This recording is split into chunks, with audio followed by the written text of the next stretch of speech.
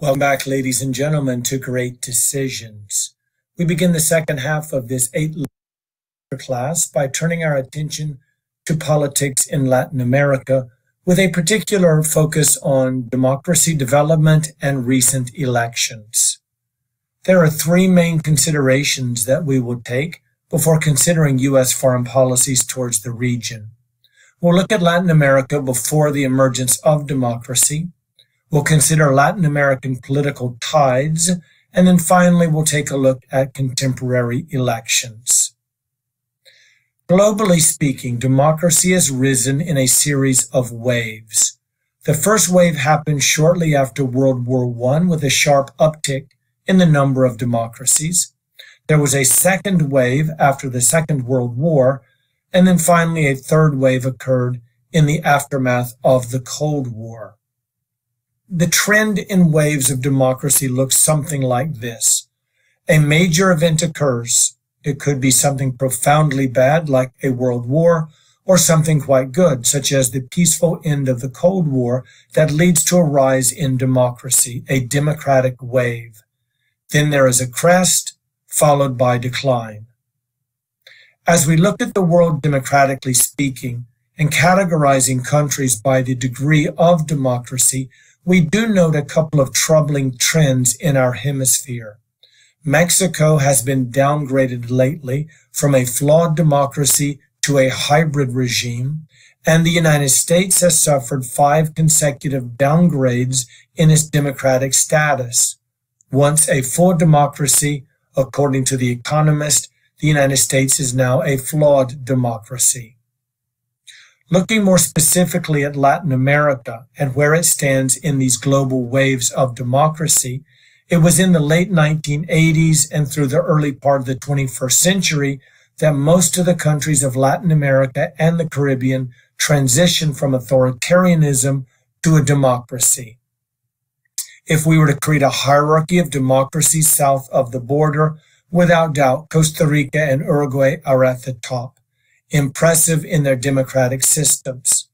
At the bottom, we have countries like Cuba and Haiti, Nicaragua, and Venezuela, clearly non-democracies.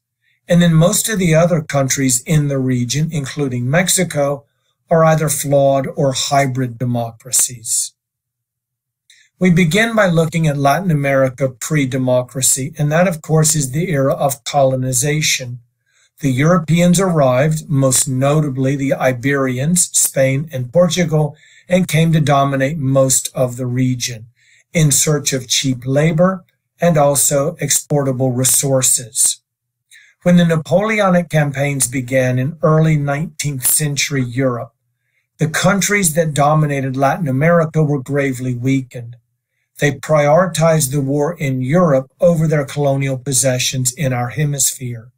And as a result of that, many of the countries of South America became independent nations in the 1820s. While becoming independent from Europe, the Latin American countries were not able to secure their independence from the other major power, the United States, which had clear aims and intentions towards the region. In 1823, the United States announced the Monroe Doctrine, stating that this region should be free and clear of European influence.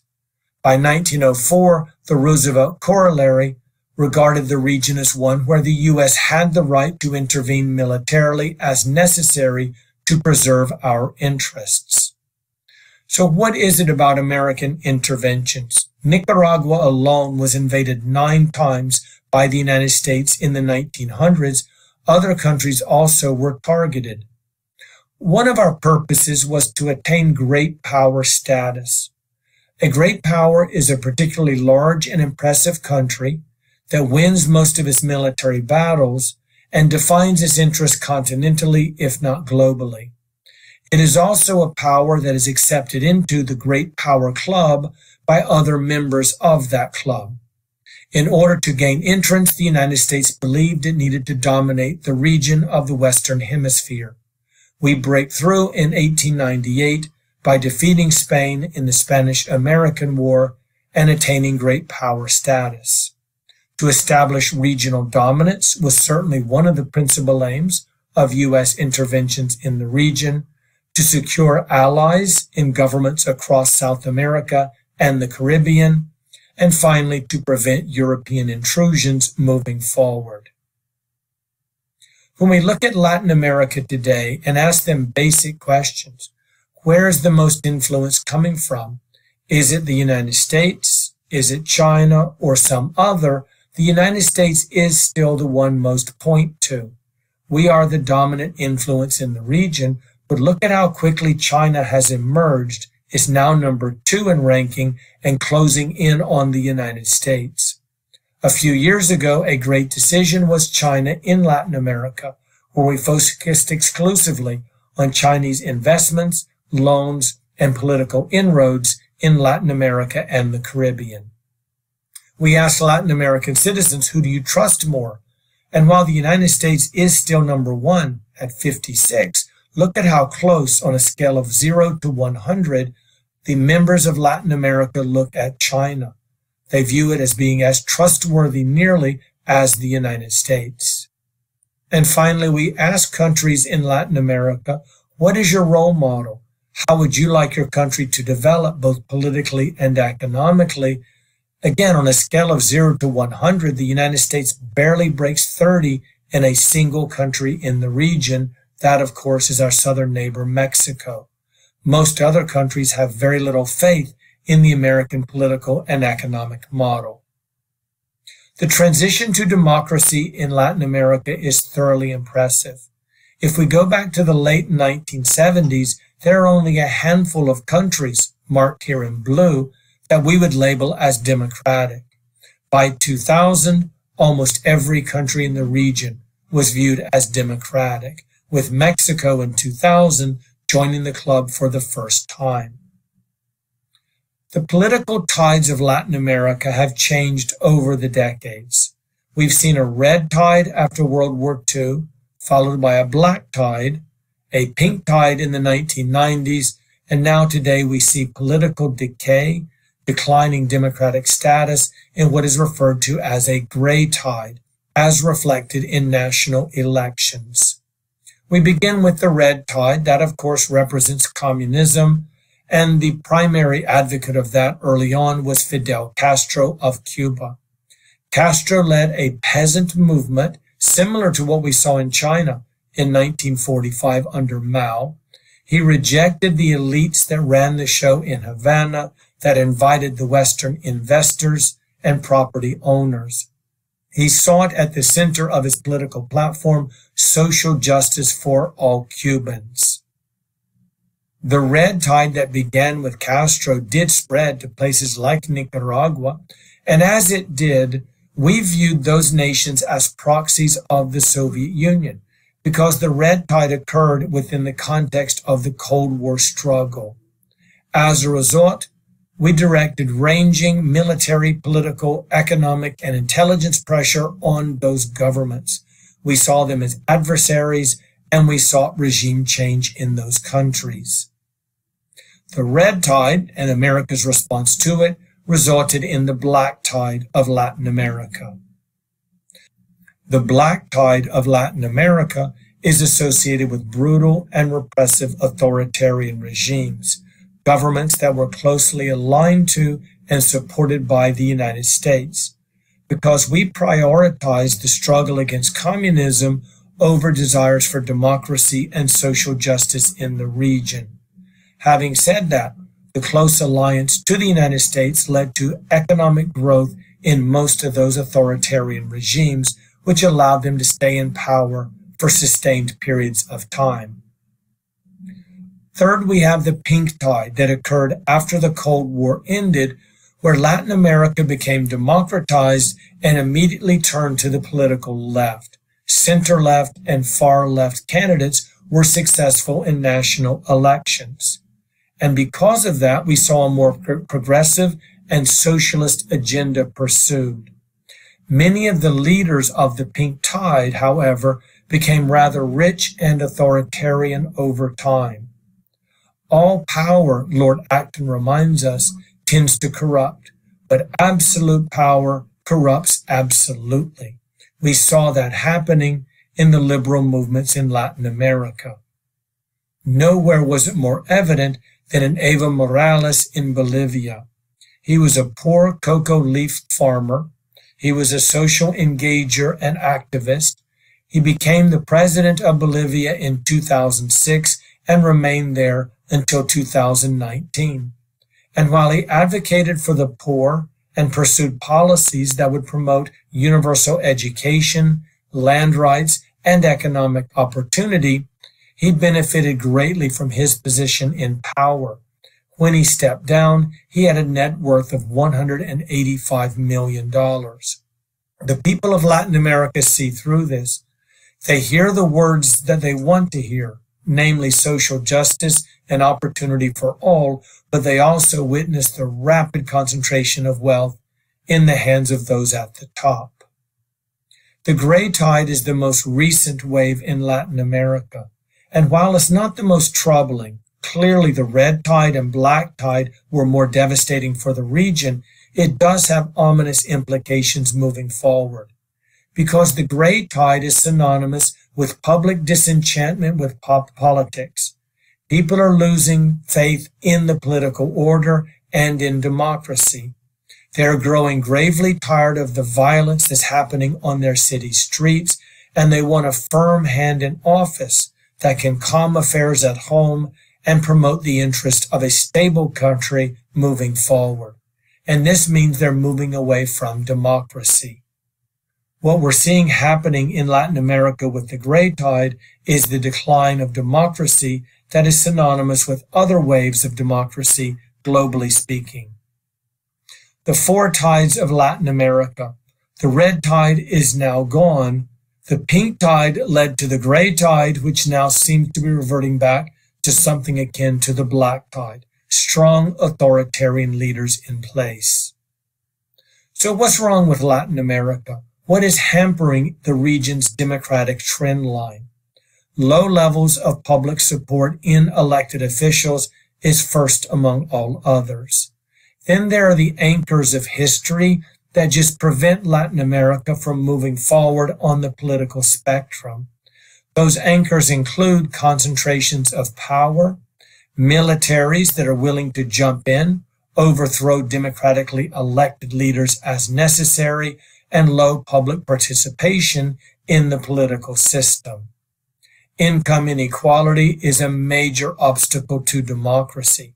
When the vast majority of people don't own land, don't have economic wealth, they feel like the political order does not reflect their interest, therefore they don't want to participate. When they do, they have very little faith in the outcome. And then there is the crime and violence associated with Latin America these days, whether it is the drug lords of Mexico or the incredible violence in countries in Central America, not to mention the disaster that is Venezuela. There's a widespread concern over simple matters of safety. Therefore, many people in Latin America want a stronger government associated with a strong police force and a very capable military to maintain public order. Now we look at contemporary elections in the region. Since most all of Latin America has become democratic of late, there are a lot of elections happening each year. In 2020, we saw elections in these countries, 2021 in those, and in 2022, major elections happening in key countries like Brazil and Colombia. In the near future, 2023, more elections happening in Central and South America.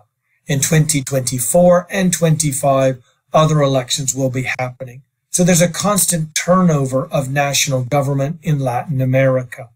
But what direction are these elections taking? In the period 20 to 2022, there have been many elections in Latin America. We can chart the results of those elections on a political or ideological spectrum ranging from socialism on the left to the hard right.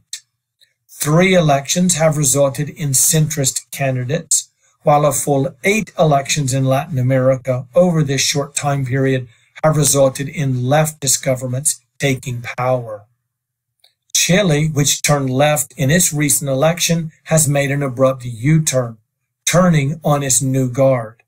Gabriel Boric, as you see here, a left-winger, was elected in Chile at the age of 36, making him the youngest democratically elected leader in the world. He promised a new constitution, one that would anchor leftist principles, a constitution that was put up to national referendum and shot down by a near 2-to-1 majority of Chileans. They simply did not want the country to go that far left. Here we can see the outcome of many elections in Latin America between 2020 and 2022. The big election occurred more recently, and that, of course, is in Brazil. The face-off was between a current president on the left and a past president on the right, a scenario we may well see happen here in the United States in 2024. The incumbent sitting president is Jair Bolsonaro. He is from the hard right. Many refer to him as the Trump of Brazil, if not the Trump of Latin America. He was elected in 2018 and faced re-election challenge in 2022 by a candidate from the left whose name is Lula da Silva, otherwise known as Lula. Lula is left of center when he campaigns. He moves back to the right when he governs, and then goes back to the left when it's time for re-election. We know this because he was twice elected president of Brazil and reigned from 2003 until 2011. He has an impressive resume of leadership, of economic growth, of global popularity, and also an extended period in prison because he was convicted of corruption shortly after he left office. He was released from jail by a Supreme Court justice, and that allowed him to run in 2022. Before the election occurred, the candidate on the right was already undermining the democracy of Brazil, claiming before the election occurred that fraud was happening, that the only way that he could lose is if the other side cheated, by refusing to concede once the election was over, and even hinting at violence should he lose the national election. The winner of this important election was Lula on the political left.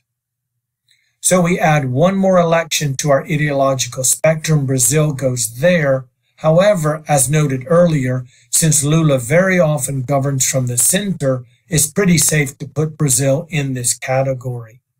What is clear is that Brazil is not going anywhere anytime soon, because while Lula won the national election, the political right dominates the parliament of Brazil. It's very unlikely that Lula will be able to force through much legislation in this third term in office.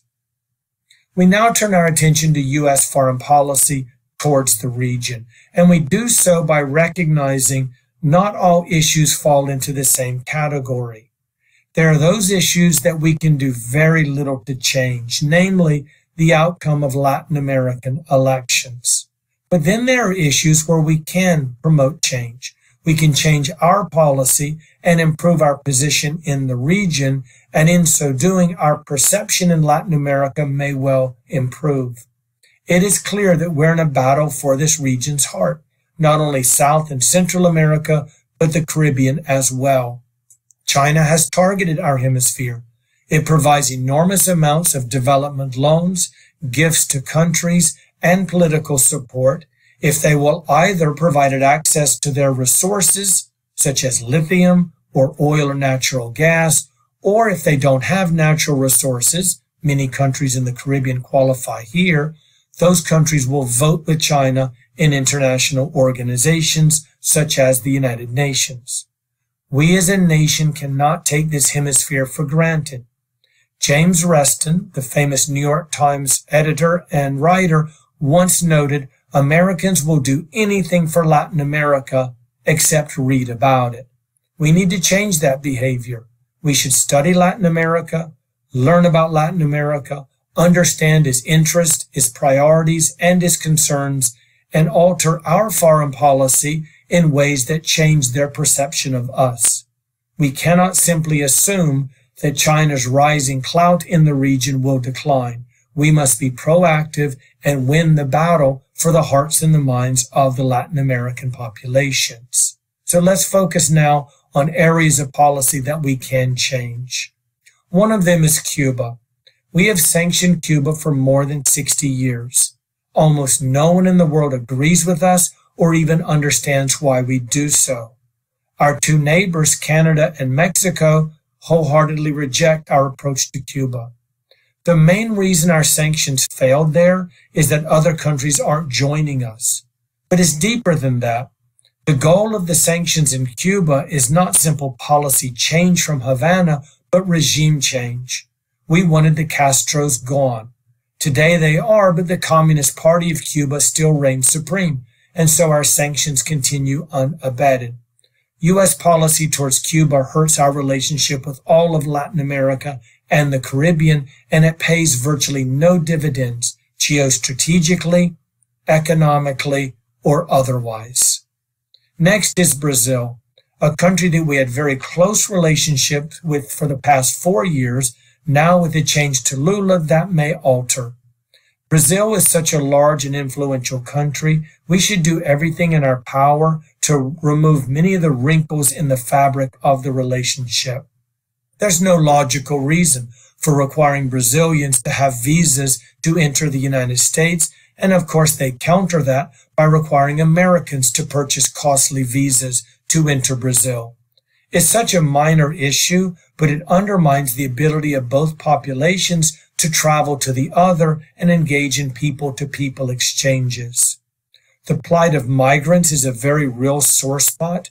When they flow out of Venezuela, out of Honduras, Guatemala, and Mexico into the United States, our policies are viewed as inhumane. We're pushing them back across the Mexican border and forcing them to wait out our processing, living in squalor and abject danger of being assaulted by gangs and violent individuals. And then finally, there is our drug policy towards the region. We must acknowledge that we're a very big part of the problem. It is our demand of drugs that results in the massive flow of cocaine, marijuana, fentanyl, and other illegal substances through Mexico into the United States. We cannot simply blame those producers in those countries or the governments that enable them or look away as their policies allow for more drugs to flow to the United States. We need a more level-headed approach to our drug policy towards Latin America and the world in general.